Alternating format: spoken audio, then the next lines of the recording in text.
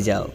हवाओं से पूछा, घटाओं से पूछा, हवाओं से पूछा, घटाओं से पूछा, नदियों से पूछा, फिजाओं से पूछा, कोई तो मोहब्बत का मुझको पता दे, कहाँ है मेरे महबूब का घर तो बता दे।